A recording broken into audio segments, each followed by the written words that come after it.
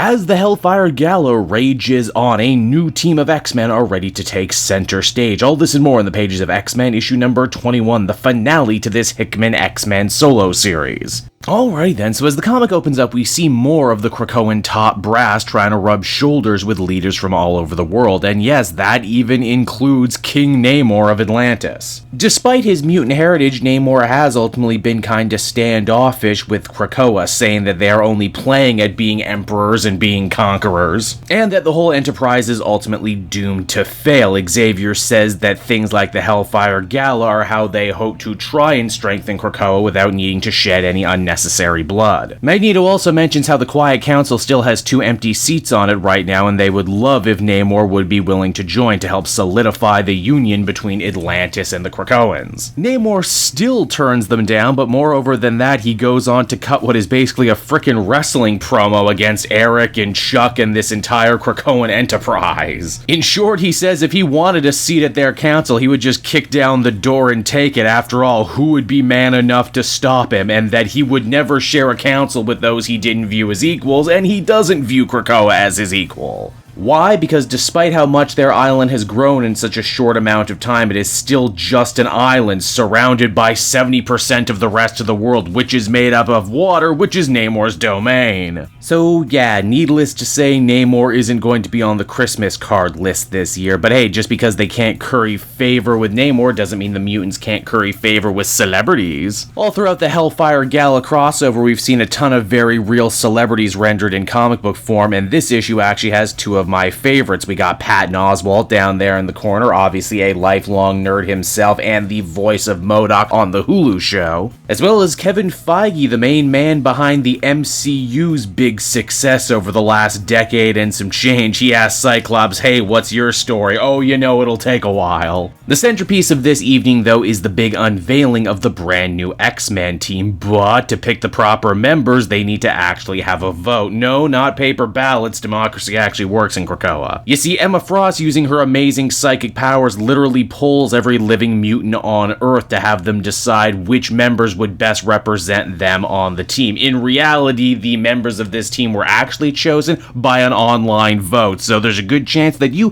probably helped vote for this new team lineup. And I must say, we got some pretty strong additions to the team here. Obviously, Cyclops and Jean Grey are holding things down as the de facto leaders. Then we got Laura Kinney as Wolverine, we got Synch, we got Polaris, Rogue, and even Sunfire, who all look absolutely amazing in their Hellfire Gala costumes. In fact, would it be weird to say I kinda hope they keep these suits moving forward? I know they won't, but they just look good. It's here too, the internal monologue for the book actually switches on over and we start hearing from Scott directly. Obviously, you've been keeping up with this series, you'll know that Scott was never really 100% behind everything that Xavier was doing when it came to trying to build up Krakoa. He talks a lot about Xavier's dream and how when he was younger it was a lot easier for Scott to believe in this dream, but as he got older he realized that Xavier wasn't this godlike figure he built up in his mind. He was human like everyone else, and because of that was capable of mistakes. But perhaps deep down, Scott is a dreamer himself. His dream just isn't of a better world, but of a team that can actually make all of that happen. It's why he's redoubled his efforts to rebuilding the X-Men as a force for good. And hey, if you want to see more of those adventures, be sure to pick up Jerry Duggan's new X-Men book when that starts fairly soon. As the comic, and by extension the Hellfire Gala as a whole, comes to a close, Emma decides to treat everyone to a fireworks display. But not just any fireworks display, a fireworks display for literally everyone in the world, mutant and human alike, connected via her amazing psychic power. Of course, because this is Emma we're talking about, and Krakoa, you have to wonder, did she link everyone's minds together out of the goodness of her heart, or is there some sort of ulterior motive behind it all? I don't know, but that's where the comic finally ends. And so that was X-Men issue number 21, everybody, and I thought that it was actually a pretty fitting conclusion for Hickman's time writing the main X-Men title. Naturally, he's not going anywhere, he's just handing the reins over to Jerry Duggan, who I think has more than earned the right to do this series, what with all the great stuff he's turned in on Marauders.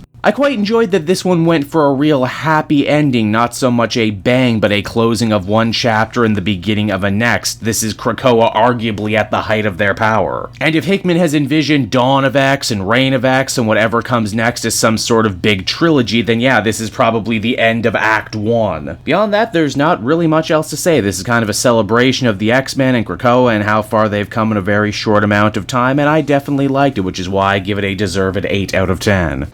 Hey there everyone, it's your old pal Cape Joel again, thanking you so much for watching to the end of the video. I hope you enjoyed it, and if you did, why not check out my Amazon link down in the description. Yes, that's right, the Cape Joel channel officially has its own Amazon storefront now. You can pick up a comic or anything else for that matter, and if you did, you'd really be helping me in the channel. So with that out of the way everyone, I will see you again next time. Bye-bye.